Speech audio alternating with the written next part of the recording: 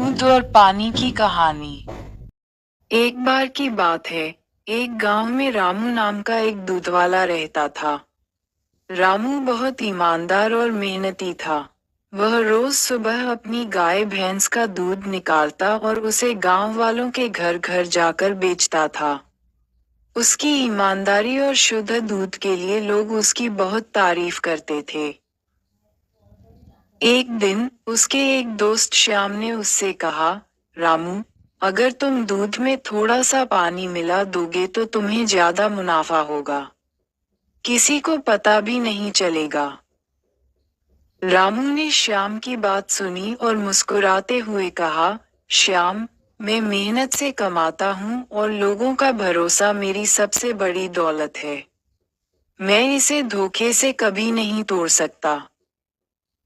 श्याम ने उसे समझाने की बहुत कोशिश की, लेकिन रामू ने उसकी एक भी न मानी। वह पहले की तरह ईमानदारी से अपना काम करता रहा। कुछ दिनों बाद गांव में एक और दूधवाला आया, जो बहुत सस्ता दूध बेचने लगा। कई गांव वालों ने उससे दूध खरीदना शुरू कर दिया। लेकिन धीरे धीरे सबको समझ में आ गया कि वह दूधवाला दूध में पानी मिलाकर बेचता था। गांव वालों को पछतावा हुआ और वे फिर से रामू के पास लौट आए। रामू ने सबको माफ कर दिया और कहा, देखो, ईमानदारी का फल देर से मिलता है, लेकिन मिलता जरूर है। मेहनत और सच्चाई से जीने वाले को कोई नहीं हरा सकता। इस घटना के बाद गांव में सबने ये सीख ली कि सच्चाई और ईमानदारी से बढ़कर कुछ भी नहीं। शिक्षा। ये कहानी हमें सिखाती है कि ईमानदारी और सच्चाई हमेशा जीतती है। धोखा देना कभी भी लंबे समय तक फायदा नहीं पहुंचाता। अगला पार्ट देखने के लिए सब्सक्राइब कर दो। रहस्यमय खजाने की खोज। रात का सन्नाटा पूरे गांव नीलगिर में पसरा हुआ था। दूर सागर की लहरों की हल्की आवाज सुनाई दे रही थी। अरुण, एक 19 वर्षीय लड़का, अपनी झोपड़ी के अंदर बैठा अपने दादा के पुराने संदूक को टटोल रहा था। दादाजी, जो अब इस दुनिया में नहीं थे, एक मशहूर नाविक रह चुके थे। उनकी कहानियां अरुण के बचपन का हिस्सा थीं, खासकर उन रहस्यमयी द्वीपों की, जिनका कोई अस्तित्व मानने को तैयार नहीं था। संदूक से उसे एक धातु की पुरानी डिबिया मिली। उस पर अजीब से निशान बने हुए थे। उत्सुकता से भरे अरुण ने डिबिया को खोला। अंदर एक पुराना, पीले रंग का कागज रखा था, एक नक्शा। नक्शे पर कई द्वीपों के नाम लिखे थे, जिनमें से एक ने अरुण का ध्यान खींचा, कालरात्रि द्वीप। नक्शे के नीचे एक वाक्य लिखा था, जहां सितारे गिरते हैं, वहां केवल बहादुर ही पहुंचते हैं। अरुण को महसूस हुआ कि यह वही नक्शा है, जिसका जिक्र उसके दादा अपनी कहानियों में करते थे। लेकिन क्या यह नक्शा असली है? क्या वह उस द्वीप तक पहुंच सकता है? अरुण ने अपने सबसे अच्छे दोस्त वीर को नक्शा दिखाया। वीर ने नक्शे को ध्यान से देखा और बोला, यह नक्शा असली लगता है, लेकिन इस यात्रा में खतरा बहुत है। अरुण ने दृढ़ता से कहा, दादा कहते थे कि बिना खतरे के कुछ भी असाधारण हासिल नहीं होता। मैं ये सफर करूंगा। दोनों ने मिलकर एक छोटी नाव तैयार की। वे अपनी जरूरत का सामान लेकर रात के अंधेरे में चुपचाप सागर की ओर निकल पड़े। लेकिन जैसे जैसे वे आगे बढ़ते गए, हवा तेज होने लगी। सागर की लहरें धीरे धीरे उग्र हो रही थीं। रात के बीचों बीच अचानक तूफान आ गया। सागर की लहरें इतनी ऊंची उठ रही थीं कि उनकी छोटी नाव लगभग पलटने ही वाली थी। अरुण, क्या ये सही फैसला था? वीर ने डरते हुए पूछा। हम यहाँ से पीछे नहीं हट सकते, अरुण ने जवाब दिया। तूफान के बीच उन्हें अचानक एक तेज रोशनी दिखाई दी। ऐसा लगा जैसे आसमान से सितारे गिर रहे हों। उन्होंने नाव को रोशनी की ओर मोड़ दिया। तभी उनकी नाव किसी अदृश्य चट्टान से टकराई और दोनों समुद्र में गिर गए। उनको होश आया तो उसने खुद को एक अनजान द्वीप पर पाया। वीर भी पास ही बेहोश पड़ा था। आसपास केवल घने जंगल थे और हवा में अजीब सी सर्दी थी। ये द्वीप अन्य द्वीपों से बिल्कुल अलग था। अरुण ने नक्शा निकाला और इसे ध्यान से देखा। नक्शे के मुताबिक खजाना द्वीप के केंद्र में था, लेकिन वहां तक पहुंचने के लिए उन्हें खतरनाक जंगल पार करना था। दोनों ने साहस बटोरकर जंगल के अंदर कदम रखा। उन्हें रास्ते में कई अजीब जानवर और जंगली पेड़ पौधे मिले, लेकिन सबसे डरावना था जंगल में सुनाई देने वाली रहस्यमयी आवाजें। बीच उन्हें एक विशाल गुफा मिली। गुफा के प्रवेश द्वार पर वही निशान बने थे जो नक्शे पर थे। ये यहीं होना चाहिए, अरुण ने कहा। दोनों गुफा के अंदर गए। वहां एक पत्थर की मेज पर एक बड़ा सा ताला लगा हुआ था। ताले पर लिखा था, केवल सच्चे दिल वाला इसे खोल सकता है। अरुण ने अपनी दादा की एक चीज, एक पुरानी अंगूठी, ताले पर रख दी। अचानक ताला खुद ब खुद खुल गया। अंदर सोने चांदी से भरा खजाना था, लेकिन खजाने के साथ ही गुफा कांपने लगी। हमें जल्दी यहाँ से निकलना होगा, वीर चिल्लाया। दोनों ने जितना उठा सकते थे उतना खजाना लिया और तेजी से बाहर भागे। वीर किसी तरह अपनी टूटी नाव से वापस गांव लौटे। गांव के लोग उनकी बहादुरी देखकर हैरान थे। खजाने से वे केवल अपना जीवन नहीं बदले, बल्कि पूरे गांव की गरीबी को मिटा दिया। लेकिन नक्शे पर और भी द्वीपों के निशान थे। अरुण ने वीर से कहा, ये सिर्फ शुरुआत है, बाकी द्वीपों का पता हमें लगाना है। सौतेली माँ की कहानी। एक छोटे से गांव में एक व्यक्ति, रामू, अपनी पत्नी और बेटी, मीना, के साथ खुशी खुशी रहता था। दुर्भाग्यवश रामू की पत्नी की एक गंभीर बीमारी के कारण मृत्यु हो गई। मीना छोटी थी और रामू को लगा कि उसे माँ के प्यार और देखभाल की जरूरत है। इसलिए समाज और परिवार के दबाव में उसने दूसरी शादी करने का फैसला किया। कुछ महीनों बाद रामू ने शीला नाम की एक महिला से शादी की। शीला गांव की एक सुंदर लेकिन स्वार्थी महिला थी। वह मीना के साथ प्यार से पेश आई, लेकिन अंदर ही अंदर उसे मीना से जलन थी क्योंकि रामू का ध्यान अक्सर मीना पर ही रहता था। शादी के कुछ समय बाद शीला ने अपना असली रूप दिखाना शुरू कर दिया। वह मीना को छोटी छोटी बातों पर डांटने लगी और उसे काम करवाने लगी। मीना के लिए पढ़ाई का समय निकालना मुश्किल हो गया, लेकिन वह अपने पिता से शिकायत नहीं करती थी। शीला ने रामू को धीरे धीरे अपने वश में करना शुरू कर दिया। उसने रामू को विश्वास दिलाया कि मीना जिद्दी और आलसी है। रामू शीला की बातों में आकर मीना पर सख्ती करने लगा। शीला ने मीना को घर का सारा काम सौंप दिया और खुद आराम करने लगी। मीना के लिए ये सब सहना मुश्किल था, लेकिन उसने हार नहीं मानी।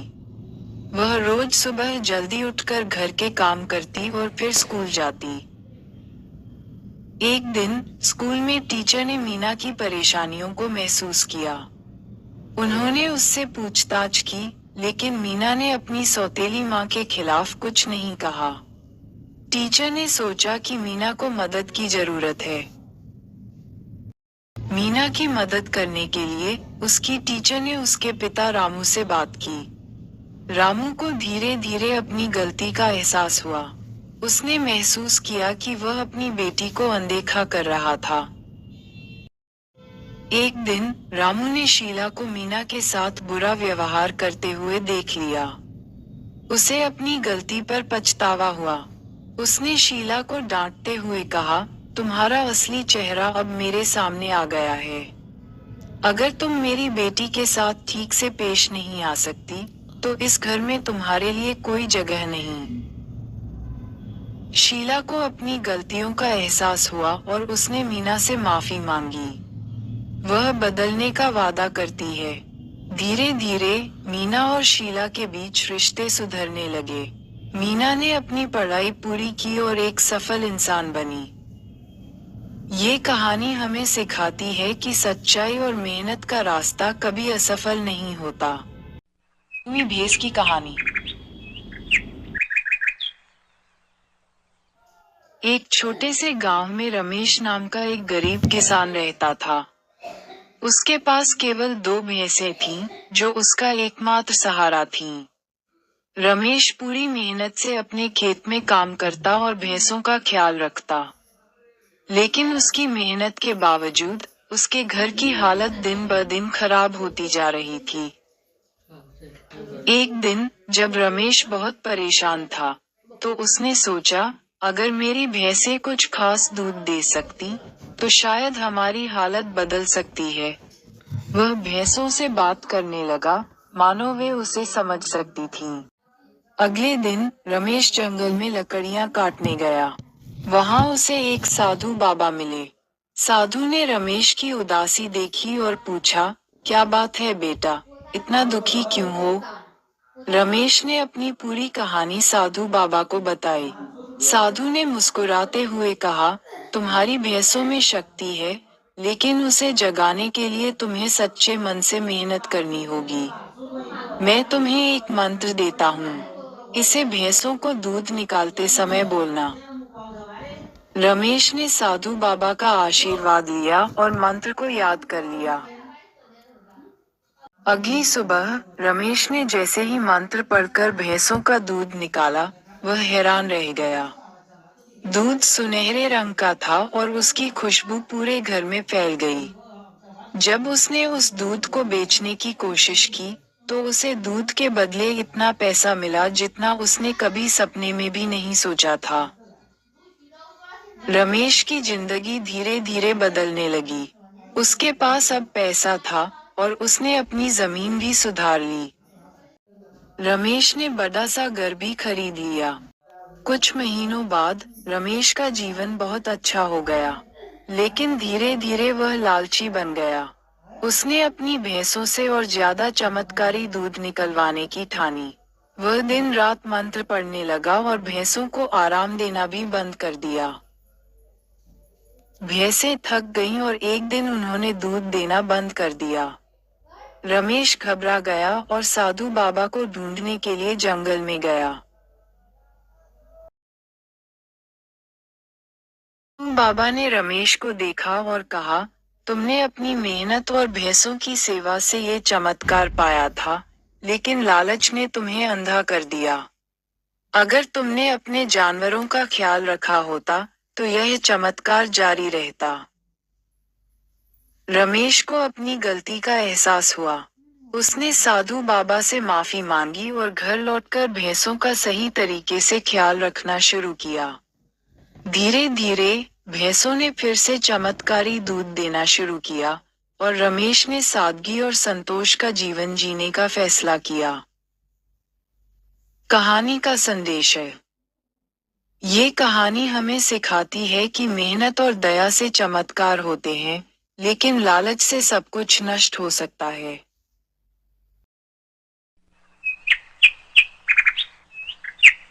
इच्छाधारी नागिन का बदला। गांव के एक कोने में एक रहस्यमयी नागिन के बारे में कहानी मशहूर थी। कहते थे कि वह नागिन अपने नाग की मौत का बदला लेने के लिए किसी भी हद तक जा सकती है। इस नागिन का नाम था नगीना। नगीना बहुत सुंदर, तेज और चतुर थी। जंगल में रहने वाले जानवर और गांव के लोग उससे डरते थे। एक दिन गांव का एक साहसी आदमी, राजा, जंगल में गया और वहां उसने एक नाग को मार दिया। नाग की मौत के बाद नगीना ने बदला लेने की कसम खाई। वह उस आदमी के पीछे गांव तक आ गई। नगीना ने सोचा, जिसने मेरे साथी को मारा है, उसे मैं नहीं छोड़ूंगी। वह दिन रात उस आदमी को खोजने में लगी रही। उधर राजा को इस बात का अंदाजा था कि सांपनी उसका पीछा कर रही है। वह बहुत डर गया और गांव के बड़े बुजुर्गों से मदद मांगने गया। बुजुर्गों ने उसे एक जंगल में जाने की सलाह दी, जहां महादेव की पूजा से वह सांपनी के प्रकोप से बच सकता था। राजा जंगल में जाकर साधु से मिला और अपनी कहानी सुनाई। साधु ने उसे कहा कि वह सच्चे मन से नाग नागिन से माफी मांगे, तभी वह बच सकता है। इधर नगीना ने मौका पाकर राजा पर हमला करने की योजना बनाई। एक रात, जब राजा गहरी नींद में था, नगीना उसके पास पहुंच गई। लेकिन जैसे ही उसने उसे डसने की कोशिश की, राजा ने महादेव का नाम लिया। अचानक, वहां एक दिव्य प्रकाश प्रकट हुआ और नगीना को रोक दिया। नगीना ने महसूस किया कि उसकी शक्ति महादेव के सामने कुछ भी नहीं है। वह गुस्से और दुख से भर गई। उसने राजा से कहा, मैं तुझे अभी नहीं छोड़ूंगी, लेकिन अगर तू सच में पश्चाताप करेगा, तो मैं तुझे माफ कर सकती हूँ। राजा ने सच्चे मन से अपनी गलती स्वीकार की और नगीना से माफी मांगी। उसने वादा किया कि वह अब कभी किसी जीव की जान नहीं लेगा। नगीना ने उसकी सच्चाई को पहचाना और उसे माफ कर दिया। नगीना ने कहा, इस बार मैंने तुझे माफ किया, लेकिन याद रख, प्रकृति के हर जीव का जीवन महत्वपूर्ण है। कभी किसी की जान लेने की कोशिश मत करना। ये कहकर नगीना जंगल में लौट गई। शिक्षा। राजा ने अपनी गलती से सबक लिया और गांव में सभी को जीवों की रक्षा करने का संदेश दिया। नगीना ने भी अपने नाग की आत्मा की शांति के लिए बदला छोड़ दिया। इस कहानी से यह सीख मिलती है कि किसी के साथ अन्याय करना हमेशा नुकसानदेह होता है, और सच्चा पश्चाताप किसी को भी क्षमा दिला सकता है। अगला पार्ट देखने के लिए सब्सक्राइब कर दो।